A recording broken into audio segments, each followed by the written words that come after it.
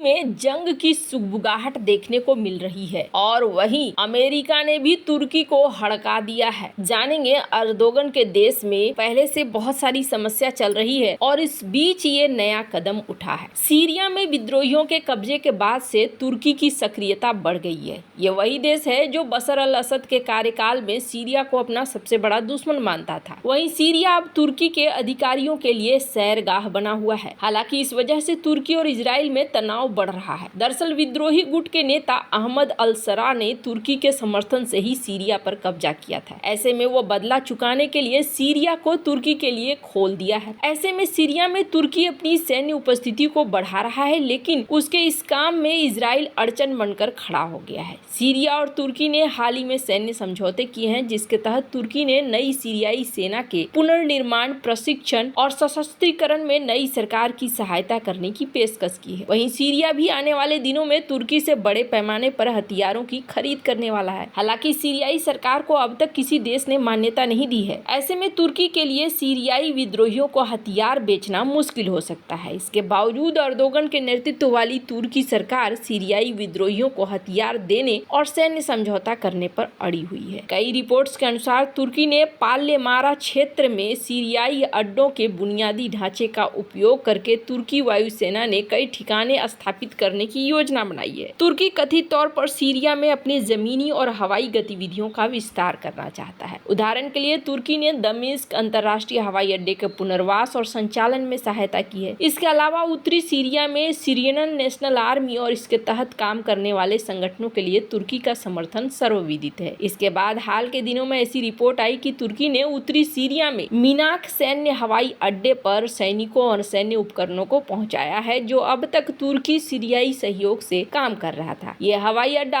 Aleppo से लगभग 35 kilometre उत्तर में और तुर्की सीमा से लगभग 13 किलोमीटर दक्षिण में स्थित है। कई रिपोर्ट का दावा है कि तुर्की ने हाल ही में बेस का नवीनीकरण और विस्तार किया है। सीरिया को अपने हवाई क्षेत्र की निगरानी और नियंत्रण में मदद करने के लिए रडार, वायु रक्षा प्रणाली और अतिरिक्त उपकरण लगाए गए हैं। तुर्की और इजराइल के बीच सीरिया में मुठभेड़ की खबरें भी है। दावा किया गया था कि पिछले हफ्ते सीरियाई हवाई क्षेत्रों में तुर्की और इजरायली जेट आमने सामने आ गए थे। हालांकि दोनों ही देशों ने इस घटना की पुष्टि नहीं की, लेकिन ये तय है कि सीरिया में तुर्की की मौजूदगी इजराइल के लिए बड़ा खतरा बनता जा रहा है। इजराइल ये नहीं चाहता है कि सीरियाई विद्रोहियों को तुर्की से किसी भी तरह की सैन्य मदद मिले, क्योंकि इससे गोलन हाइट्स की सुरक्षा खतरे में पड़ सकती है। इजराइल ने हाल के संघर्ष के दौरान गोलन हाइट्स पर कब्जा जमा लिया है और कई नए सैन्य अड्डों का निर्माण भी किया है। खैर, अब जहाँ एक तरफ अर्दोगन इस दिशा में बढ़ रहे हैं, तो वहीं देखने को मिल रहा है कि अर्दोगन ने एक और काम किया है, जिसकी वजह से इजराइल और ज्यादा बौखलाया हुआ है। तुर्की ने घोषणा की है कि वो इजराइल और नाटो के बीच किसी भी सैन्य सहयोग को मंजूरी नहीं देगा, जिसमें सैन्य अभ्यास भी शामिल है, जब तक कि गाजा में अस्थायी युद्ध विराम और मानवीय सहायता की पहुंच सुनिश्चित नहीं हो सकती है। तुर्की के अधिकारियों ने ये रुख इसलिए अपनाया है क्योंकि वे मानते हैं कि इजराइल की गाजा में कार्रवाई अंतर्राष्ट्रीय कानून और नाटो के मूल्यों का उल्लंघन करती है। कहा जा रहा है कि तुर्की ने सितंबर 2025 में बुल्गारिया में होने वाले नाटो के वार्षिक अभ्यास रेसिलियंस एंड इमरजेंसी प्रिपेयर्डनेस में इजराइल की भागीदारी को रोक दिया है। यह अभ्यास आपातकालीन तैयारी और लचीलापन पर केंद्रित है, लेकिन तुर्की ने अपने वीटो अधिकार का इस्तेमाल कर इजराइल को बाहर रखा है। तुर्की का कहना है कि गाजा में इजराइल की सैन्य कार्रवाई, जिसमें हजारों लोग मारे गए हैं, नाटो की एकता और सिद्धांतों के खिलाफ है। तुर्की ने पहले भी इजराइल के साथ व्यापार रोक दिया था और अंतर्राष्ट्रीय न्यायालय में गाजा को नरसंहार करार देने में सहयोग किया था। तुर्की का ये रुख नया नहीं है। इतिहास में कई बार तुर्की ने अपने जियोपॉलिटिकल और वैचारिक हितों के आधार पर पश्चिमी गठबंधन या इजराइल के खिलाफ कड़े कदम उठाए हैं। साल 2010 में तुर्की ने गाजा में इजरायली नाकाबंदी को तोड़ने के लिए एक सहायता जहाज 1974 में तुर्की ने साइप्रस में सैन्य हस्तक्षेप किया, जिसके कारण नाटो के भीतर तनाव बढ़ा। अमेरिका ने तुर्की पर हथियार प्रतिबंध लगा दिए क्योंकि यह नाटो के खिलाफ था। तुर्की ने जवाब में सोवियत संघ के साथ संबंध बढ़ाए, जिससे नाटो में उसकी उपस्थिति पर सवाल उठने लगे। ये घटना तुर्की की स्वतंत्र विदेश नीति को दिखलाती है, जो नाटो के हितों से टकरा सकती है। अब इजराइल को नाटो अभ्यासों से रोकना इसी स्वतंत्र रुख का हिस्सा बताया जा रहा है। साल 2003 में अमेरिका ने इराक पर हमले के लिए तुर्की की जमीन की इस्तेमाल करने की मांग की थी, लेकिन तुर्की के संसद ने इसे नामंजूर कर दिया था। यह नाटो के इतिहास में एक दुर्लभ उदाहरण था जब एक सदस्य ने अमेरिका के नेतृत्व वाले अभियान का विरोध किया। ये दिखलाता है कि तुर्की अपने हितों को नाटो से ऊपर रखता है। गाजा में युद्ध विराम की मांग के साथ नाटो सहयोग को रोकना भी इसी नीति का हिस्सा है। साल 2019 में तुर्की ने रूस से S-400 मिसाइल डिफेंस सिस्टम खरीदी, जिसके कारण नाटो और अमेरिका ने कड़ी आपत्ति जताई। अमेरिका ने तुर्की को F-35 कार्यक्रम से बाहर कर दिया और प्रतिबंध लगाई। ये तुर्की के नाटो के भीतर स्वतंत्र रुख का एक और उदाहरण है। तुर्की नाटो में अपने वीटो अधिकार का इस्तेमाल कर इजराइल पर दबाव बना रहा है। उसका कहना है कि गाजा में अस्थायी युद्ध विराम और मानवीय सहायता की अनुमति के बिना कोई सहयोग नहीं होगा। ये कदम तुर्की को क्षेत्रीय प्रभाव बढ़ाने और मुस्लिम दुनिया में नेतृत्व की भूमिका को मजबूत करने की कोशिश है। इजराइल नाटो का औपचारिक सदस्य नहीं है, लेकिन उसका गठबंधन के साथ साझेदारी समझौता है। तुर्की का ये कदम इजराइल के नाटो के सैन्य अभियानों से अलग है। खैर, अब जहां ये सब कुछ चल रहा है, वहीं ये भी बात हो रही है कि इनको नाटो से ही बाहर किया जाए। ये कुछ ज्यादा ही अब नाटो के खिलाफ चलने लगे हैं। ये कहा जा रहा है कि रूस और ईरान के साथ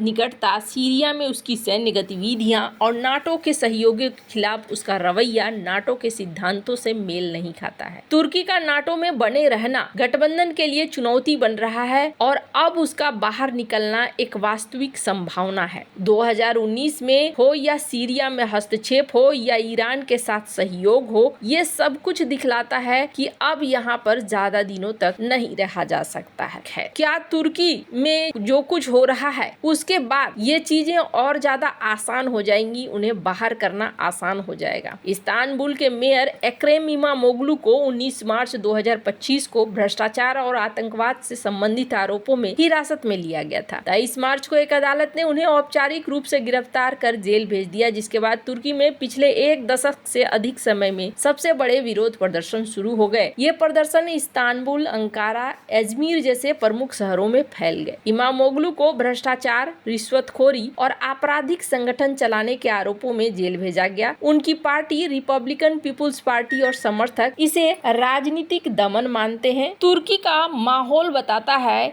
कि अब आगे यहाँ पर बहुत सारी चीजें हैं जो हो सकती हैं और यहाँ इमामोग्लू ने 2019 में इस्तांबुल के मेयर चुनाव में अर्दोगन की पार्टी को हराया, जो उनके लिए एक बड़ा झटका था। उनकी लोकप्रियता को देखते हुए इमामोग्लू एक खतरा बन गए और ऐसे में माना जा रहा है कि अब यहाँ मार्को रूबियो ने भी एक स्टेटमेंट जारी कर दिया है। मार्को रूबियो के स्टेटमेंट के बाद कहा जा रहा है कि सब कुछ तो ठीक है, लेकिन आपके यहाँ पर मानव अधिकार का उल्लंघन हो रहा है और मानव अधिकार का ये उल्लंघन अच्छी बात नहीं है। यहाँ पर प्रशंसा इन्होंने की कि अच्छी बात है कि आप ईस्ट मेड एक्ट को फॉलो कर रहे हैं, जिसके तहत ग्रीस, साइप्रस और अमेरिका के बीच एक मजबूत सहयोग बन रहा है, लेकिन आप खुद के देश में मानव अधिकारों का हनन कर रहे हैं। आर्मेनियाई नरसंहार को मान्यता दे रहे हैं हम, और हमास का आप समर्थन कर रहे हैं जो गलत है। सीरिया में हस्तक्षेप कर रहे हैं, ये भी गलत है। तो यहाँ पर अमेरिका भी विरोध में आता हुआ दिख रहा है। आपको क्या लगता है? इन सब मामले में आपकी क्या राय है? कमेंट कर जरूर बताएं। जल्द मिलते हैं अगले वीडियो में नई खबर के साथ।